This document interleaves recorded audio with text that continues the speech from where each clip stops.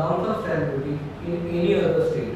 So be very cautious when you look at these provisions of possibility of allowance of stamp duty paid in other states. The recent focus on competition law is the next major issue that can come up in legal issue that can come up in your transactions. Between MRTP and competition, what has changed is really not the concept of dominance. Earlier, dominance per se was used to be considered as bad. We moved away from that theory of a typical socialist pattern of society way back in 1984, when Chapter 3 of the MRTP Act was repealed, which was related to concentration of economic power. Once that was removed, so dominance by itself is no more questionable, no more illegal, no more taboo for both the parliament and commerce. But if it is perceived that you are abusing your dominating position, then that conduct, that behavior is surely worthy of a penalty, and that's how the Competition Act looks at it. Competition Act today also looks at pre-approving mergers and acquisitions beyond a certain threshold in value, or depending on what is the relevant market share in a particular segment of the market. Recently we had, so this is the last update that I have. This last week we had a SEBI meeting. The board announced that they wanted to include some new elements on approval of mergers. So as you know, approval of mergers in listed companies has always been subject matter of approval from stock exchanges and SEBI.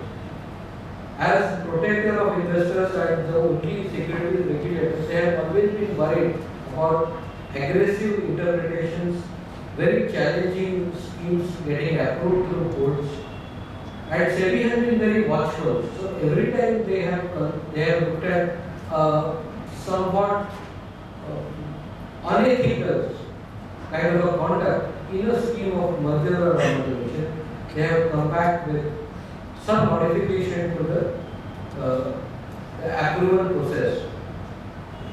One element of very high level of public shareholder participation has always been there under the LODR.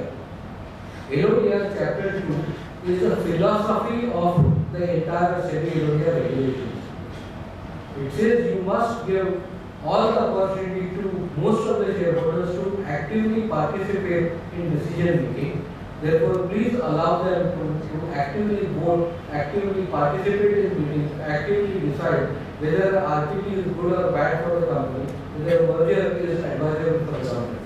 So we got greater participation requirement.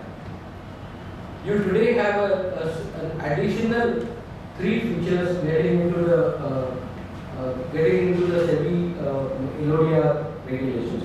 We are yet to see the text, but what it essentially today will include is a higher participation, a compliance with the pricing formula which SEBI believes will make it more equitable, and this is more in relation to merger of unlisted companies with listed companies, where there is a possibility of value leakages that SEBI has perceived. One happy element, they are now in sync with Companies Act, and there is a merger of a wholly owned subsidiary with the parent. It no more requires an approval, it requires only a disclosure to the stock exchanges, and that's the end of it. So broadly, these are, if you now classify the kind of issues, there are process issues in M&A, there are compliance issues, there are governance issues as to how acquirer and target will decide to proceed with the transaction. There are valuation issues, there are stamp duty issues, and of course, when you start thinking about very interesting newer models, then you start thinking outside the box. Beware, please do not think outside the box, because that's what you may end up with. So, thank you very much. It has been a pleasure sharing some of these thoughts with you. Vijay, thank you so much.